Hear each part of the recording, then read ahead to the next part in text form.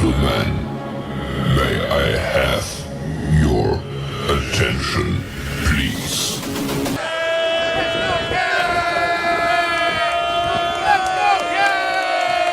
The show starts in 3, 2, 1, go.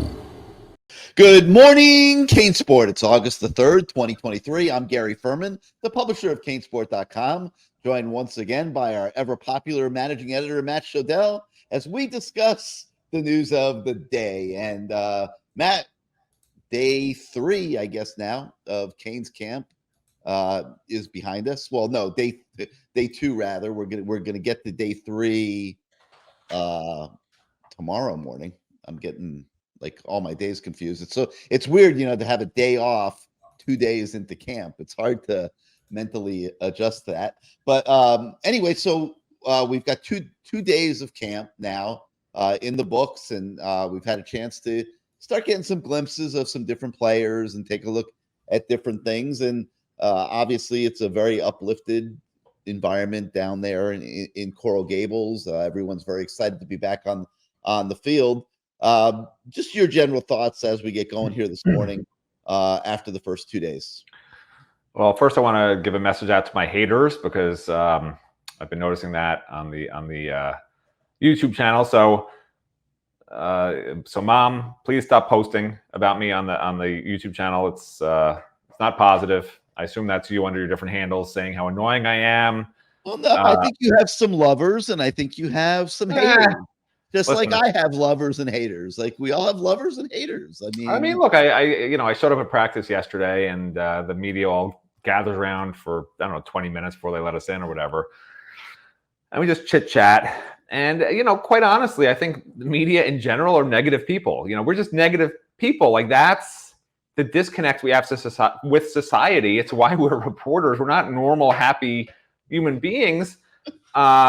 And like I explained, I was talking to one of the other guys about it, and I was reading some of the comments from the YouTube channel, which we found very funny, about, I can't remember, there's one, I don't know. There's J.R. Jackson 904, he says he loves the energy that you bring. He was kidding. That was a joke. I don't, let me see if I can find it. There's a really good one that I enjoyed thoroughly. Let me see who it was. Yeah, I know which one it is. I'm scrolling through real fast, trying to find it too. Yeah, hold on. So it was posted in the morning, but I read it. Anytime Crush Crew Jiu-Jitsu 2110, he says, anytime Shodell is on, I just shut it off. This guy is horrible. We don't get like anything, and everything is bad.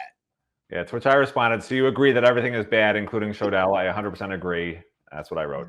But yes, I read that to some of the report. We were just, I enjoy the negative comments. I find them, uplifting, because, how else can you view them? So I do want to thank everybody for the nice comments and for the bad comments. I don't like negative comments. No, you only get positive.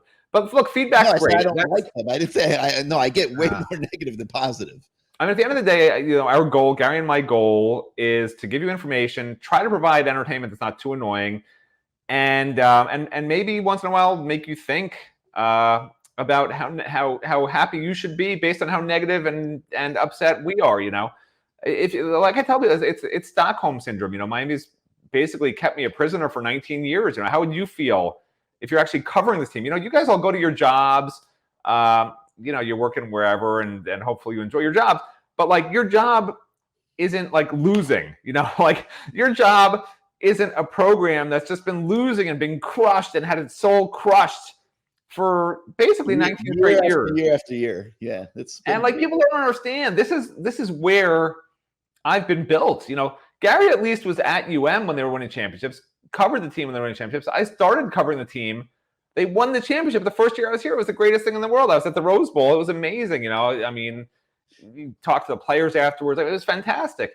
And then you fast forward 3 years later, and I'm in the bowels of the Peach Bowl in Atlanta, and you hear screaming in the locker room, on the Miami locker room, coaches berating players.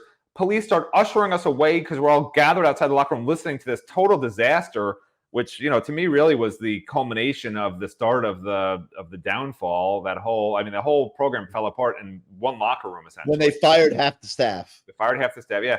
yeah, that was obviously part of it too. But like that's where I was born. If you want to say when was a reporter born, it was when George Million was trying to sneak around the other side of this ring that was underneath the peaceful after the police put us behind a barricade to try and get back outside that locker room door to hear the coaches screaming curses at the players again, so he could write a nice column about it. So anyway, that's where I was born. That's where I come from. It's like telling the devil to be nice. I mean, the devil was born in, I don't follow the devil stuff, but I assume fire and brimstone. I think I heard about that somewhere. Like, he's not a happy guy. That's what he's used to. He's used to fire and brimstone and being unhappy and being around miserable people. I'm around miserable reporters. They're mostly underpaid, except for Gary and myself. They've followed a team now and covered a team now that's been losing for essentially 19 straight years based on expectations. Okay, they have a winning record, but they're losing based on expectations. People aren't happy with the program. And like, what do people expect me to say? Like, everything's great. This is going to be the year it all comes together. Well, if you go to a bad movie, it's like torture. If you like, there are literally torture movies where they make these people have their eyes propped open and they watch the same horrible movie over and over and over again. That's what I've been doing, but not just for like an hour, for 19 years. So when people are complaining about me being negative, like that's what created this. But there are times that you lose your mind a little bit. And like on yesterday's I've been tortured for 19 years. I'm allowed to lose my mind. On yesterday's show, you made a statement that like had me do a double take as well. You said that you saw warts watching And I understood what you're talking about. Like, we talk about this stuff all the time. There are a lot of people on the staff that have never been at the highest level of the game. Like Mario Cristobal has been at the highest level of the game. He knows how everything's supposed to be. He knows what it's supposed to look like. He knows the level of excellence required to win at that level. There are not a ton of other guys in the program that have that background. And that's Matt's concern as they go into this next season. And, calling it warts was probably not the best terminology. No, and I posted that on the message, right? I responded. I said, I shouldn't have said warts. I should have said I was surprised by some of what I heard. But, this is a live show. It's not like we're, going to edit stuff out and retape or whatever. Like, who cares? I mean, it's just, it's a fun show. So I shouldn't have said warts, but really, like, one of the things that did surprise me when I mentioned the word warts and why that came to mind is like one of the coaches, who should probably, I would have expected that he would have already Don't identify. Do not dig a deeper hole for yourself. No, but there's one coach who in particular I'd be like, okay, I thought he would have in depth at least like looked at the opponents this year, some of the systems they run, the personnel they have or whatever. But he told me no, he's been focused on self-evaluation, what he thinks teams are trying to do to him, and then like more his stuff. And like, that bothered me a little bit. So like, that's where it's coming from, because I really do want this program to excel. Like, I don't want them to do bad. I don't want to be stuck covering a bad team, but like, I'm also not at the point in my life where I'm just going to make stuff up and say the coaches are all amazing. They all know what they're doing. Like they don't necessarily have that. One of the coordinators is coming from Marshall and Southern Miss. The other one, from Marshall. The other one came from Southern Miss in Houston. And now they're at a much different level. And you have to hope that they understand like the opposition they're going to be playing is much faster, much better. And you have to hope that they've studied those guys in depth. And I'm not saying it's those guys that didn't or one of those guys that didn't, but like, that's what I hope that they do, because, now there's, people are now worried about Miami, Ohio. I mean, if we're worried about Miami, Ohio now, like, I don't even know where this thing's heading. And I was talking with Gary about it yesterday. Like, Miami has to beat Texas A&M because otherwise you don't know where this season goes. You don't know how fragile this team's ego is, because they're saying all the right things right now. But I hear it so many times. The culture's changed. Every year the culture's changed, right? Every single year. Tell me a year, Gary, where players en masse have not told us the culture has changed. So I take it with a grain of salt, right? Tell me a year en masse. Tell me a year en masse where players and coaches didn't say the huge strides they've made in physicality and getting bigger, faster, and stronger. Every year they tell us the same thing. So that's why I try to tell you guys, like, I just want to see it. I do want to hear certain specifics from coaches. I was one-on-one with some of them at media day. I wanted to hear certain specifics that I didn't hear, which is why I said there were warts. I should have said I was surprised at some of the things I didn't hear. That would have been a better way to express it. But I'm just a reporter. I'm not so good with my words. But I hope they win every game this year. but I don't think they will.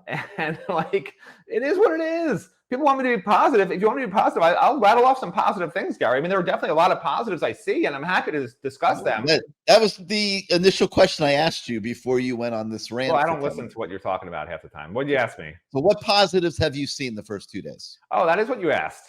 Yeah. Yeah, there haven't been any. No. No. So, okay. Positives. So this is the thing for me. So do you, when you want positives, Gary, do you want them compared to last year or like championship level positives? Like, what are you looking, when you want me to answer that question, like what's the exact question you're asking me? I just asked you what your general thoughts were after the first 2 days. Okay. So you can give in positives general, and negatives if you want. So in general, I'll go off on my little diatribe that I told my buddy, who I run into once in a while in the Grove here, Terry, who's a youth football coach we were talking about the other day. So I'll tell you what I told him. I think the defense will be very similar to last year production-wise in terms of points allowed. Okay, they're going to have more sacks, more interceptions. They're going to give up a lot of yards, and they're going to give up a lot of points. I just don't see the depth and top-end talent of personnel that I think they need to succeed. The defensive line is the strength, no doubt about it. Linebackers, next best. And the secondary as a whole is third best, whereas the safeties, of course, are the two best safeties in the ACC and maybe in the country. But the cornerbacks just drag that whole secondary down. You know, like I said yesterday, the fact that they're putting to Corey Couch, I was talking about this with a reporter yesterday. To Corey Couch, it should not be at a boundary corner position. I mean, he's what, 5'9", 5'10", maybe on a good day, standing in big soles of his shoes. It doesn't weigh a heck of a lot. You know, not the fastest, strongest guy out there. So he's going to have some problems, but apparently he's the best they got one-on-one down the sideline, and they're going to leave these guys one-on-one down the sideline a lot because that's what this defense does. So anyway, defense I see fairly run-of-the-mill, fairly average in the ACC, quite honestly. My hope is pinned on the offense, and there's a lot of really bright spots on offense. You know, starting obviously Tyler Van Dyke. To me, it's not so much his physical ability. You know, he's good enough. I wouldn't say he's great as a passer, but he's certainly a notch between very good and great. But what makes him so formidable is his demeanor. He doesn't get rattled. He makes the right decisions. Doesn't put the ball in harm's way. Almost never puts the ball in harm's way, and really, really studies and understands the ins and outs and intricacies of every offense that he's played in, and there have been 3 now. You know, so that's heartening. The running backs, you know, I don't love that they still have Henry Fletcher as the 1 and Don Chaney as the 2. I hope that I see some change in that by week 3 of the fall, which would be after the first scrimmage. That's really when you see the depth chart change for good. So I'm hoping that somebody else will emerge, even AJ Allen, just somebody other than Henry Parrish, because I already know what Henry Parrish can do. You know, he's okay, he's good enough, but he's not great. I want great. So I'd say the running back group is a B, quarterback is an A or A minus. The wide receiver situation, you know, I'm not sure. Like, I know what coach is going to do. The coach is going to start Xavier Restrepo. I almost wish they start Ray Joseph, because everybody I talk to can't believe how good he is as a true freshman. Can't believe how mature he is, how hard he works. I would love to see that rewarded right away. Like they're not winning a national championship this year, right? So I know Mario wants to eke out his 9 wins or maybe 10 wins, win every game you can. I get it. But at the same time, I want to see what this future holds. And I think Ray might be a better player, pure player-wise, than Xavier. Like, play your best players. You know, I don't care if they're freshmen in a year when you're not winning a national championship. If it's your best player and he goes the wrong direction 10% of the time, I don't care. He's your best player. Like, that's what the old teams used to do. They used to talk about it all the time with us, Gary. They used to say, you know, well, we're playing so-and-so. You know, he runs the wrong way 80% of the time, but he goes 100 miles an hour that direction, whereas the other guy we got goes 40 miles an hour, you know? And, like, sometimes that's okay. So I would love to see Ray Joseph start in the slot. Sorry, Xavier. I know people are big on Xavier.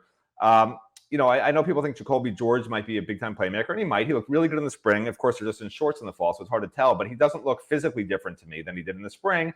Colby Young looks physically different. I'm very excited about Colby. Healthy, looks like a freak, honestly. I mean, he's going to be a guy who's got the speed, the size, everything you want. Totally agree. So hopefully he has the knowledge. What held him back last year, quite honestly, was just he didn't know what the hell he was doing. So hopefully he got in his playbook. He knows what's going on. We won't really know that for sure unless they let us watch a little bit more practice. But those were your starting 3 there.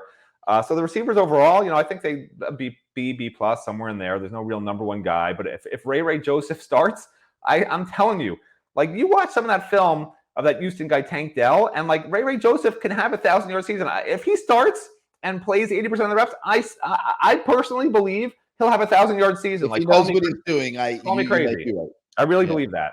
He's that good, and this offense is predicated on these slot guys just getting the ball to them in space and they're gone, or on different types of situations. But again, the issues again at quarterback, you have a depth issue. At receiver, I think you have a depth issue. I know they have a ton of receivers. I just don't really see a lot of great receivers. I think Ray and Colby are the two that really stood out to me, and that's it. Like the other guys are all like sort of there. Mike Redding's a second teamer. He's dropped 2 balls. Every time I look, he's dropped a ball, quite honestly. You're not going to see him a lot this year. Right, but he's with the second team. What does that tell you? Right now, yeah. Tight end, don't love what I've seen because I thought the first practice, I thought Cam McCormick looked really good, big. He looked pretty quick for his size, honestly. But again, you don't see them hitting or whatever. And then yesterday, they elevated Elijah Arroyo. I guess something happened. The part we didn't watch, I don't know. We only watched the first 35 minutes of practice. Something must have happened. And all of a sudden, Cam is demoted and Elijah's the first team. And Elijah's like running with a little bit of a gimp to him. He's got a huge brace on his knee. He's not quite all there. He doesn't look like the physical guy you really want. Like he doesn't look close to Cam McCormick physically at all. Cam McCormick looks big, physical, athletic. And I know he's not the fastest guy, but like he has the look test. Like you say, okay, Cam McCormick's the guy. So we'll see what happens. They're not terribly encouraged at tight end right now. And I talked to a tight end at Media Day who's like, they have no idea what Shannon Dawson's going to do in terms of throwing to the tight ends because he hasn't really had tight ends like this. And it sounded like there was a little concern that the tight end might be a little bit left out of this offense, believe it or not, in the passing game. And after watching Elijah Arroyo running around, I'm not sure that they're not wrong. I am not convinced that any tight end will have more than 300 receiving yards this year. That's just me. Call me crazy. But if the receivers come through, it's fine. And the tight ends can help blocking. The offensive line is really where I think the best part of this team has come along from last year. And with the caveat that last year, I also thought the offensive line would be decent, not great, but decent. And they were terrible. So, the question is, do you believe in Francis Mauigoa as a true freshman? Like I've seen him get beat already a couple of times in the first 2 days here, but he's learning. He's got every attribute you want. Quick learner. He's played at a high level. You have to think he'll hold his own. Don't love Jalen Rivers at left tackle. I'm hoping he can move inside and Sampson can start because Zion Nelson, when I laid eyes on him, I know he's trying to come back middle of fall and everything. Like, I just don't see it happening. He doesn't look anywhere close. His body, he looks a little bit out of shape because I guess his knee, he hasn't been able to really do that much in terms of running and working. He's going to have a long road back. I don't see Zion contributing in a major role this year. Like, that's just my opinion. But I think the inside of this line is where they're going to flourish. I mean, Javion Cohen, if you could put Jalen there, and Nez Cooper's fine also, and Matt Lee. I mean, that's really where this team is going to have to make its bread and butter is up the middle. So I think the run game up the middle and the passing game, up the middle are going to be really what we see a lot of this year. And I think it's going to be successful. So I think there's going to be a lot of games this year where Miami wins 31-21, 38-28. I don't see the defense stopping a heck of a lot of teams that have decent offenses. But I think Miami, even against better defenses, and guess what? Miami, Ohio is not a bad defense, believe it or not. So you'll see right off the bat. I think Miami's offense is going to be really, really good. So that's my positive. Is that a positive take or an overall take? I don't know. I guess I'm positive about the offense in general and maybe a little bit of the same old on defense in general. Well, it's funny that you brought up Miami, Ohio. I was going to already do that, but somebody posted on our message board that they were listening to a local sports talk station in Texas, and they were talking about how the Miami of Florida versus Miami of Ohio game is going to be close, and they think Miami of Ohio has a great shot of coming into Hard Rock Stadium and winning. And man, I don't even want to. I will stop covering the team. If that happens, I will stop covering the team, and everyone will be really happy. That'll be the good news. Well, you didn't stop covering the team last year when it was Middle Tennessee State. I didn't say I would. I didn't say I was going to. You can't stop. I'm telling you right now, to make fans happy, I will stop covering the team if they lose to Miami, Ohio. So that way, even with the loss, you get a positive out of it. Yeah, I mean yeah, we'll be talking more about that game as it gets closer. But and Miami of Ohio is a representative program. I actually like the opener. I don't like when you open with Bethune-Cookman. I wish they weren't even playing Bethune-Cookman this year. Yep. I think these level of teams should be the baseline in terms of what they schedule. And so I like the schedule of Miami of Ohio. I like the schedule of Temple. Those are two good schedules to me in terms of, mid-level teams that you should beat, but that can actually, go out there and play football and help you get better. You don't get better beating Bethune-Cookman 60-3 with a team that's already not very good. Like, that doesn't help you get better. That doesn't tell you what you really have. So I wish they'd stop scheduling those games altogether. I don't know if that'll ever happen. But anyway, so let me talk a little bit about some of the stories we have on the website. I'm going to start with stuff that has been posted since yesterday afternoon, just so Matt and I can talk about it a little bit. He mentioned Colby Young, and Colby Young has dropped weight, looks phenomenal, in phenomenal physical condition. And when you factor in that he is a big receiver who's now in shape, new offense that should be friendly to the receivers, I think you got to agree with Matt that Colby Young, could have a really good season this year.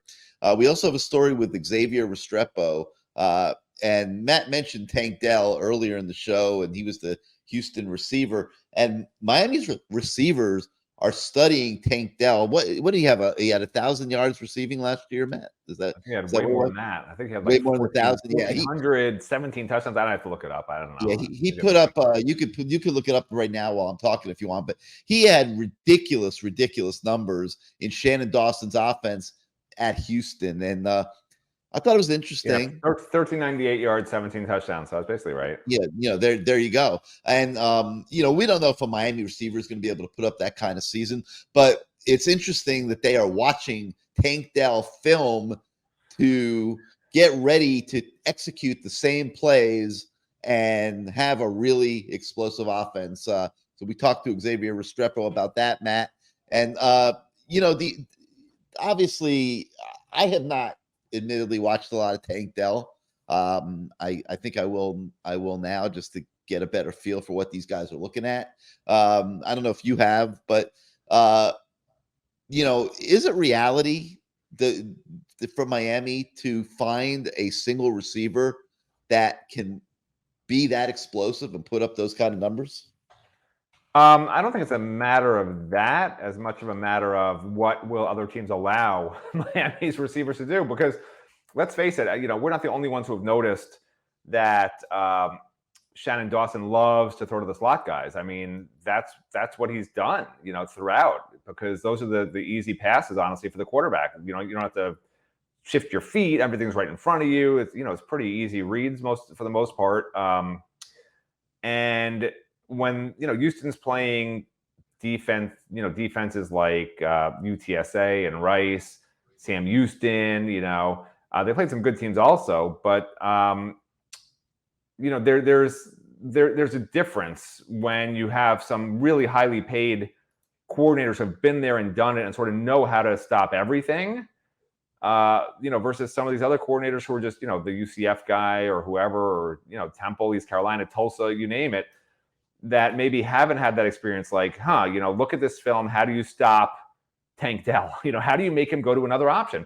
Because the great coordinators will do it. The great defensive coordinators will say, we're going to make sure Tank Dell doesn't have a big game against us. And they're successful in doing that with whatever scheme they come up with for that particular threat. And you better believe that ACC opponents have already been looking at this and are saying, when we play Miami, we've got to be able to really crack in. Maybe they put a safety, put the safeties up closer to the line to sort of take away some of the middle of the field in those short routes. Because what Shannon Dawson loves to do is have the quick hitters over the middle and then take deep shots, and then the short parallel game.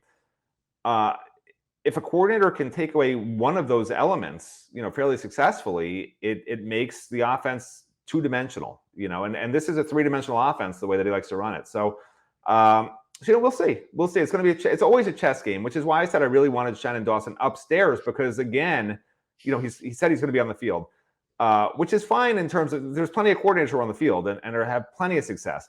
But to me, the reason I wanted Shannon Dawson upstairs is because I'm not quite sure he grasps the talent level of the defensive coordinators and the chess game they're going to be playing with him to try and shut things down that he thinks are going to just succeed, because they always have for him. He's always had success.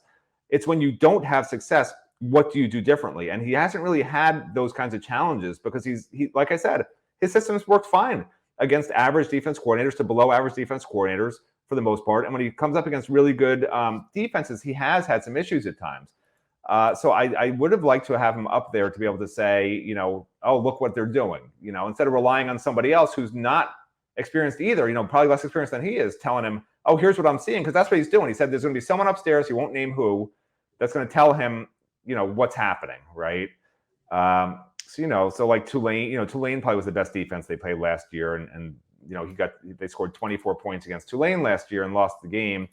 And, I'll look up real quick here how many yards they had. So Houston in that game had 208 passing yards, okay, and 383 total yards. They just did not really get anything going. And, I'd have to look at the tape of that game, and maybe we will at some point, to see what Tulane did to really hamper what Shannon Dawson does. But, like, if you don't think that the opponents of Miami are looking at what Tulane did and what other teams did that had success to stop Tank Dell and to slow down this offense, you're out of your minds. Like, that's what these people do. The highly paid people, they spend every minute of their lives doing stuff like that. And Tank Dell in that game had 73 yards on 8 catches, and he's by far was the top receiver production-wise, averaged, 1,400 yards in 12 games, comes out to 120 yards a game or whatever it is.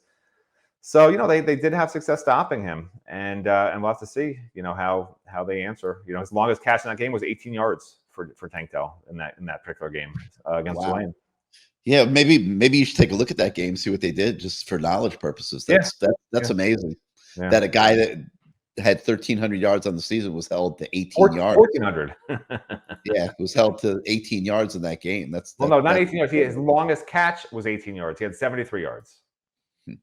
All right. Also on the website, we spoke to defensive end Jafari Harvey, who's in an interesting situation because you get the impression that Nigel Lee Kelly is really on his heels, to earn the starting position, certainly to earn the third down rushing job at defensive end. But Jafari Harvey didn't seem to have a care in the world about all of that when we spoke to him yesterday. So you might enjoy checking that story out. We've got a story with linebacker KJ Cloyd, who talks about how he's ready to do his part to help the Miami defense be better. This is a guy that did not play a ton of football at Louisville, Matt. And but Coach Nicholson wanted to bring him here to provide depth. And so he's here, and we don't really know what to expect of him because he doesn't have a lot of tape, doesn't have much of a track record. But you can get to know KJ Cloyd a little bit better as well. And then one of the more interesting stories is with James Williams. And, Matt, this is a subject that we've spoken about on this show for the last couple of years. I've always felt James Williams was playing out of position. I never saw him as a safety. He just doesn't tackle in space well enough. He doesn't defend the pass well enough, in my opinion.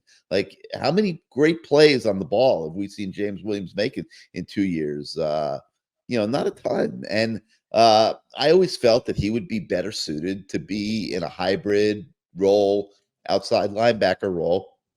And now the third straight defensive coordinator is talking about playing him in that way. Your thoughts on James Williams and the way he's going to be used in Lance Guidry's defense this year? Well, look, James Williams has all the talent in the world. He really does. He's probably more talented than Cam Kinchins, just physically, attribute-wise, in terms of being an NFL star. He just has it all. And, yeah, he was hampered by injuries a little bit the first couple of years here at Miami. But really what held him back the most to me was, I don't know how it got in his brain that he shouldn't be playing linebacker at all. He would get annoyed when they put him in the box. I mean, I don't understand where that came from. So it seems like he's finally made peace with that. Somehow they convinced him that his money in the NFL is going to be the next level. And I will tell you, several players have already been talking about NFL money. Leonard Taylor, you're going to have an interview with him where unprompted, he just starts talking about how he's going to make his money in the NFL and prove to everyone that he deserves the money. I mean, and be a first-round pick. Yeah, and guys are literally telling us now it's a business. Who was it? Francis Mauigo is telling us it's a business. It's not a sport anymore. I mean, who says things like this? Unprompted. Like, this is what college football's become. It's become a money grab business. It's a money grab business.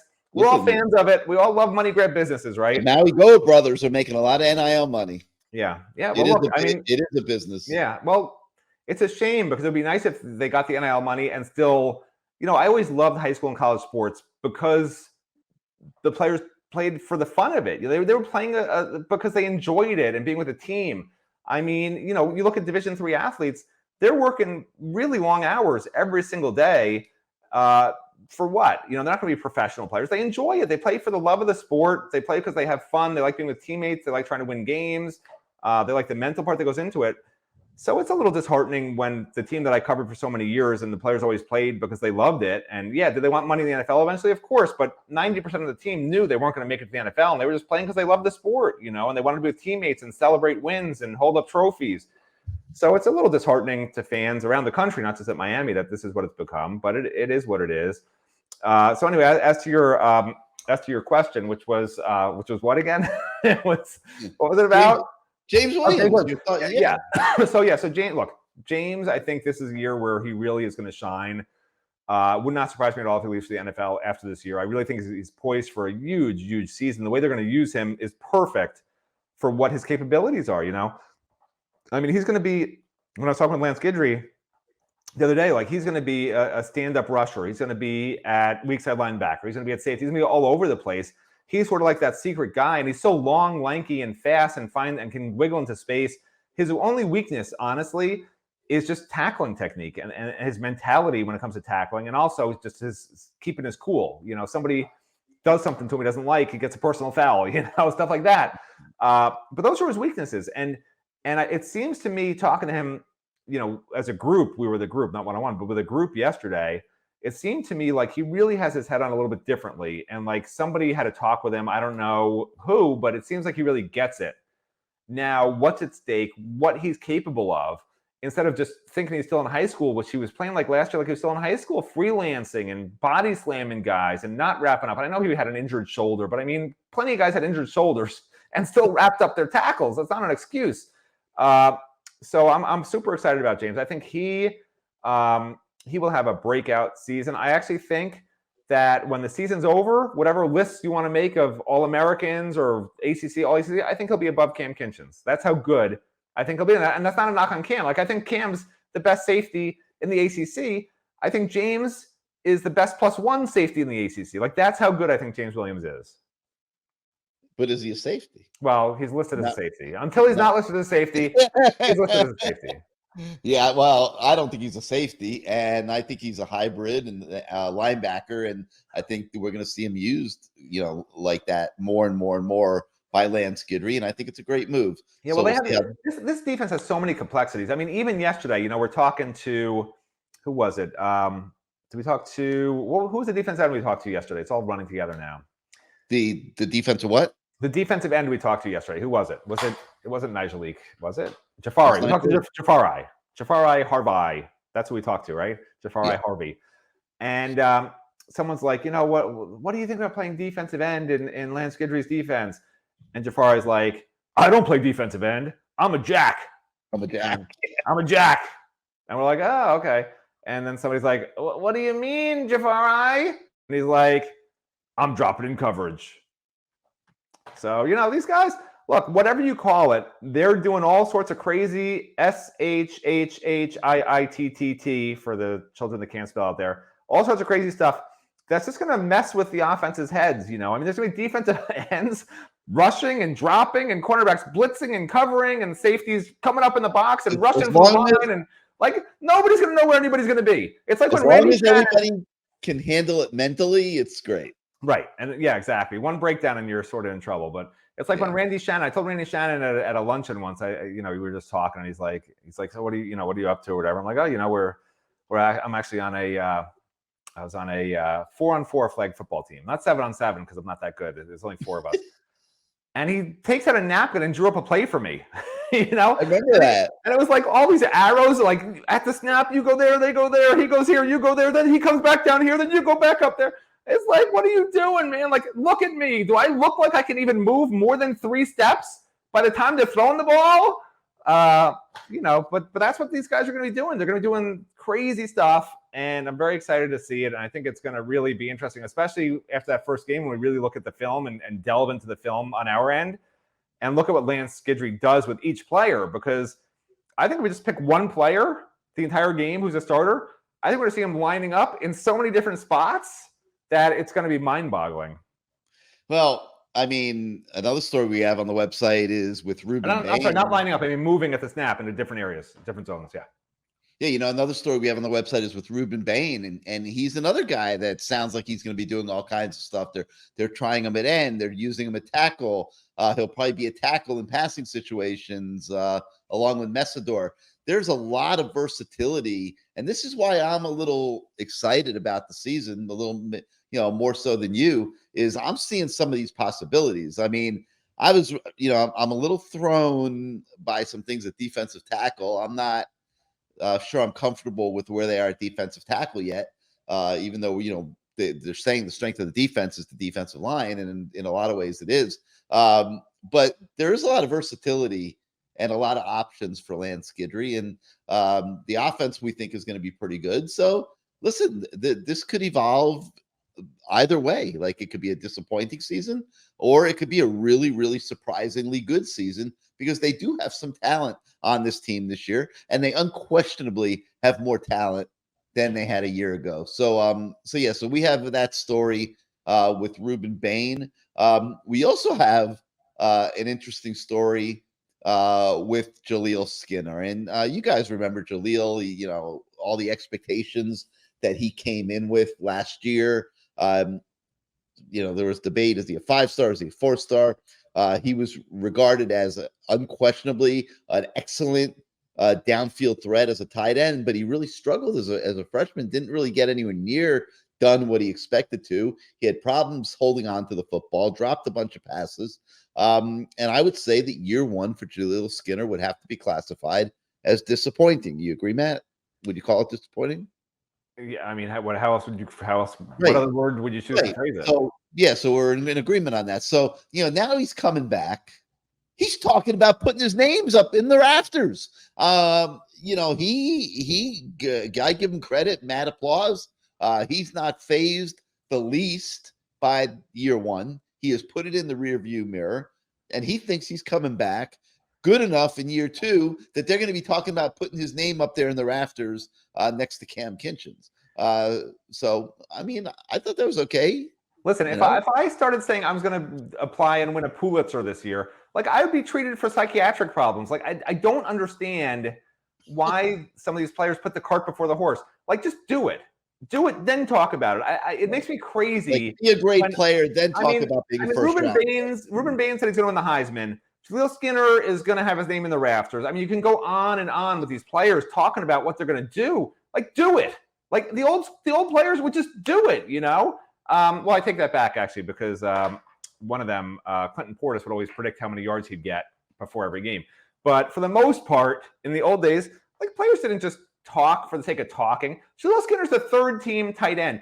Jaleel, your name's not going to be in the rafters this year, okay? I'm sorry. Like, even if every other tight end's hurt and you're the only tight end on the roster, like, I still don't think you're getting 800 yards receiving and going to be a first-team All-American. Maybe next year or the year after, but, like, you still have to gain probably 30 pounds, okay? You still have to show you can catch the ball fairly consistently, and you probably have to move up the depth chart a little bit, And